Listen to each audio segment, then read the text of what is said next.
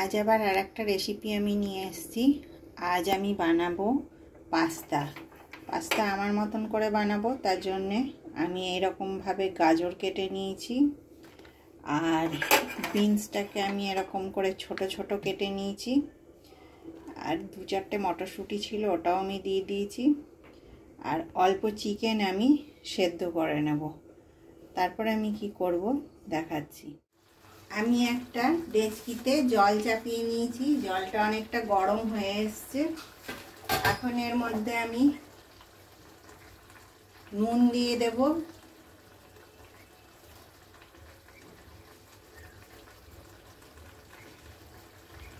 দু চামচ মতন নুন দিলাম, অল্প একটু সাদা তেল দিয়ে দেব। এবারে জলটা গরম হয়ে গেছে, আমি পাস্তাটা দিয়ে দেব।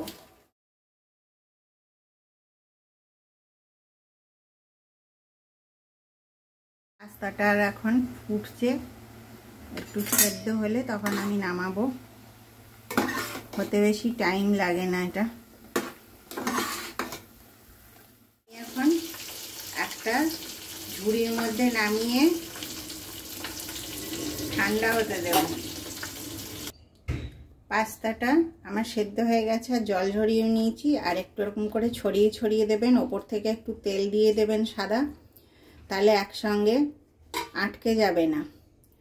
আর এটা একটুখানি ঠান্ডা হতে দিয়েছি। আমি গ্যাসের মধ্যে একটা কড়াই চাপিয়ে নিয়েছি। আমি সবজিটা বলেছিলাম হালকা সেদ্ধ করে রাখবো, করে রেখেছি। অল্প চিকেন সেদ্ধ করে রেখেছি।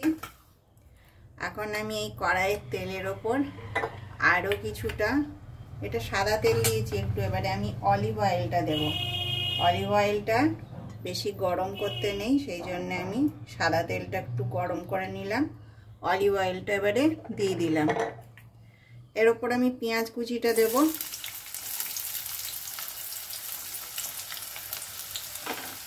পেঁয়াজ কুচিটা একটু বেশি পরিমাণে লাগবে।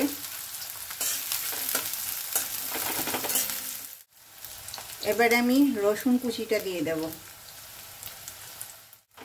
এবারে সবজিটা দিয়ে দেব। সবজিটা আমার মোটামুটি 70% মতন সেদ্ধ করা আছে। 2 থেকে 3 মিনিট নাড়া হয়ে গেছে, ভেজে নিয়েছি। এবারে আমি চিকেনটা দিয়ে দিলাম। চিকেনটাকে আমি সেদ্ধ করে ছাড়িয়ে রেখেছি। অল্প নুন দিয়ে দিলাম, চিলি সস অল্প, সোয়া সস অল্প, টমেটো সসটা অল্প দেব, খুব বেশি দেব না। আর একটা সস দিই যেটা খেতে খুব সুন্দর লাগে পাস্তাটা, আমি শেজওয়ান সসটা অল্প দেব। শেজওয়ান সসটা দিলে টেস্টটা একেবারে পাল্টে যায়।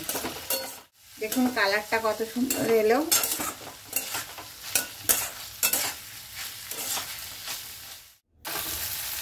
এবারে সবজিটা আমার খুব ভালো করে ভাজা হয়ে গেছে। এখন আমি এই যে পাস্তাটা দেবো, আর পাস্তাটা যখন দেখবেন একটু সাদা সাদা হয়ে গেছে তখন বুঝবেন পাস্তাটা হয়ে গেছে। এবারে আমি খুব ভালো করে এগুলো একসঙ্গে নেড়ে নেব, মিশিয়ে নেব। আর একটু আমি টমেটো সসটা দেব, আর একটু টমেটো সস লাগবে। চিজ দেব, চিজটা এইভাবে দিয়ে দেবেন গ্রেট করে, এটা খেতে খুব ভালো লাগে এরকম করে দিয়ে দিলে।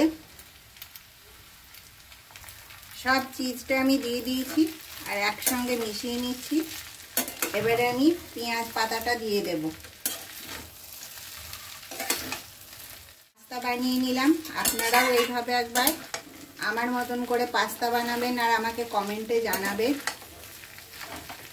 আপনারা আপনাদের মূল্যবান সময় থেকে বার করে আমার ভিডিও দেখবেন, সেই জন্যে আপনাদেরকে শত শত ধন্যবাদ।